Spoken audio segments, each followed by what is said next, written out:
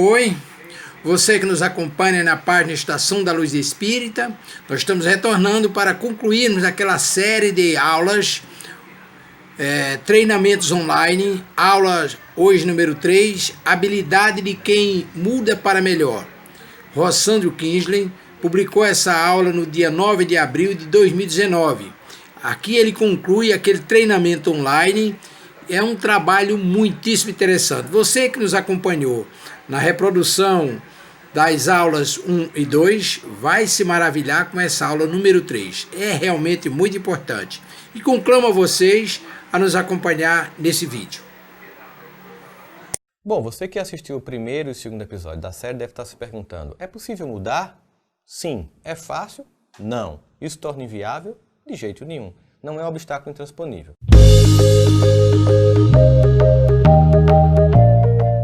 Na verdade, existe um conjunto de pensadores no campo da fé, da psicologia, da filosofia, que ao longo da vida, vários pensadores foram descrevendo, desenvolvendo as pistas que ajudam as pessoas no conhecimento de si mesma e, enquanto fazem isso, no conhecimento das relações com as pessoas. Como você viu, eu não posso estacionar e começar a me conhecer e só depois conviver. Eu lembro que muitas vezes os pacientes chegavam para mim e diziam: eu preciso melhorar para poder viver com as pessoas. E, na verdade, a gente vivendo com as pessoas é que melhora. Não tem essa coisa, vou dar uma pausa na vida coletiva e viver a minha vida individual. Não que não existam momentos que a gente meio que se retraia, vá se conhecer, viver ali, passar um pouquinho, digamos, cicatrização da ferida, mas imediatamente a vida chama para a vida. E a gente não tem como estar fugindo dela, ninguém dá pausa na existência. Mas esse desenvolvimento, ele não é feito de modo nenhum, acredite, com receita de bolo. Não existe nenhuma pretensão de fazer você acreditar que existe receitinhas, frasezinhas de efeito, tipo, se olha no espelho e diz que se ama, como se fosse tão simples, é muito mais complexo, mas é possível. Essas pistas que são oferecidas por todos esses conhecimentos acumulados pelos cientistas da história humana, do comportamento humano, nos ajudam sim a se conhecer, nos ajudam sim a desenvolver habilidades de conviver com as pessoas. A primeira coisa que a gente tem que fazer, então, é entender que esse processo de se conhecer vai levar a um ponto importante na nossa vida, que é o amor próprio. Mas aí, a gente muitas vezes acha que isso entra em conflito com a necessidade de desenvolvimento pessoal. Porque o amor próprio trabalha um conceito: se aceite como você é. E aí você fica: mas se eu me aceitar como eu sou, eu não vou me desenvolver mais? E muitas vezes as pessoas investem ou numa coisa ou noutra. E qual é o drama? Quando você apenas trabalha o aceitar-se como você é, você realmente começa a gostar muito de você, mas você não desenvolve muitas outras habilidades. E com o tempo, você começa a sentir que você está em descompasso com o desenvolvimento das outras pessoas que moram com você, seja colegas de trabalho, sejam familiares. E você fica tão centrado na autoaceitação que para de se desenvolver. Em contrapartida, se você ficar apenas focando no desenvolvimento pessoal, sem trabalhar suas sombras, sem trabalhar seus lados da personalidade que você não quer aceitar e ficar só se desenvolvendo, você também desenvolve um problema para você. Você consegue muitos resultados, mas você é meio desequilibrado, você não consegue, por exemplo, conviver bem com as pessoas, você é muito egocêntrico. A gente, por exemplo, tem pessoas na história recente da humanidade que conseguiram construir empresas fantásticas e tinham personalidades explosivas. As pessoas admiravam pelo que produziu, mas não gostavam de conviver com essa pessoa. Entende, Suji? Se você trabalha apenas o envolvimento, mas não trabalha a autoaceitação, você fica descompensado. Se você trabalhar apenas a autoaceitação, mas não trabalha o desenvolvimento, você fica também descompensado. Então, eu preciso entender que o processo é constantemente as duas etapas da minha vida, os dois lados da minha existência. Eu preciso estar sempre aceitando quem eu sou, mas ao mesmo tempo sempre desenvolvendo um processo de melhoria do que eu já consegui, do que eu sou. E esse processo tem que ser sereno, porque senão você entra num processo de acusação. E mais, sem a ideia fantástica de que eu tenho que ser bom, saber tudo. Muita gente sofre porque cria o que você vai perceber no curso que a gente está oferecendo, pessoas que criam uma autoconceituação tão exagerada de si mesmo que nada as faz se sentir felizes consigo mesmas. Porque qualquer etapa alcançada só mostra a próxima que tem que ser levada. Isso não é feito de forma leve, tipo, ó, que legal, que massa, olha onde eu cheguei. Comemorar, agradecer, compartilhar aquela conquista, consolidar aquela conquista e depois ir para a próxima etapa. Tem gente que imediatamente, cheguei aqui, mas falta isso, cheguei aqui, mas falta isso. E quando chega um momento que ela quer ser tudo e não dá, sabe? Se você quiser ser a pessoa mais bonita do mundo, a mais inteligente, a mais poderosa, a melhor pessoa do mundo, você tá louco. Você tá querendo ser Deus. Já tem uma pessoa que ocupa esse lugar e esse lugar só é para uma pessoa. A plena potência, a plena onisciência, a plena capacidade. E estar em todos os lugares é uma capacidade que é somente Deus que tem. Nós somos limitados. E isso é fantástico pelo seguinte, porque as minhas limitações vão me dar humildade para conviver com as pessoas, já que eu não sei tudo, eu preciso do outro para ser quem eu sou. E o outro precisa de mim. Isso vai gerar fraternidade, isso vai gerar amor, vai gerar companheirismo. Você já imaginou se a gente não precisasse dos outros para nada? Seríamos 7 bilhões de pessoas que viviam só para si. Seria de um egoísmo, de uma secura, de uma infertilidade a vida no planeta absoluta. O Pequeno Príncipe ele consegue fazer tanta coisa apenas com uma rosa e com uma raposa, né? A gente tem 7 bilhões de pessoas à nossa disposição e por que não aprender a conviver com isso e ver o potencial que isso tem de se desenvolver o tempo inteiro? Então, essa crença de que eu tenho que ser excepcional em tudo é uma loucura. É um sintoma de loucura do momento atual que a gente está. Então, a primeira coisa que eu tenho que fazer nesse processo, nessa etapa de desenvolvimento, de entender que eu tenho que me desenvolver, é entender que tem coisa que eu nunca vou desenvolver. E ficar bem com isso. Imagina vocês que eu quisesse ser o próximo Picasso. Bom, estou com mais de 40 anos, nunca pintei. É impossível? Não, mas quanta energia eu gastaria para deixar de ser psicólogo, deixar de fazer o que eu faço, para agora resolver ser pintor? Então, parte do desenvolvimento é descobrir o que eu não preciso desenvolver. Porque essas habilidades, uma outra pessoa pode me emprestar ela tem aquilo ali. Então, por exemplo, você sabe que quando começou a internet eu fazia sites, mas era bem fácil, sim. Hoje em dia eu não sei nem para onde vai.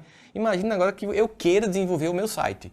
Imagina quanta energia, quanto tempo, desperdício de tempo que eu vou e ainda fazer mal feito, porque não é minha área, eu não manjo nada disso mais. Então, por que não pegar uma pessoa que faz isso muito bem, entendeu? E você pega uma pessoa que faz muito bem uma coisa, uma outra que faz muito bem uma outra coisa. Desenvolvimento é compor-se com as pessoas. Aprender que eu tenho que desenvolver aquilo que eu já sou bom. E viver nesse companheirismo, essa composição de talentos faz com que as coisas aconteçam. O isolamento é destrutivo. Então, saber selecionar o que não é minha praia e entregar para outra pessoa, de boa, sem se sentir menor porque não domino, sabe? Eu lembro que, eu gosto muito de citar essa história nas palestras, é que uma vez eu fui aprender umas frases num curso, e quando a gente vai fazer curso de língua com adolescentes na sala, é meio que humilhante. Você se sente mal pra caramba, porque eles já estão lá desde criança, dominam muito bem aquela língua. E esse é meio que humilhante, é um sentimento infantil de achar que você tem que ser bom em tudo. Então, eu cheguei na sala de aula e a professora disse, aprenda comigo, Rossandro, a dizer eu quero um quarto com um banheiro que tenha chuveiro. E aí eu repeti, ela disse, eu repeti do meu jeito, eu disse, primeiramente, Je voudrais un bain avec douche. Era como se eu tivesse dito, The books on the table. Do lado tinha um adolescente, uns 13, 14 anos, e ela disse, repita. Aí ele fez, Je voudrais un bain avec douche. Eu olhei para ele. Sabe que sentimento é esse?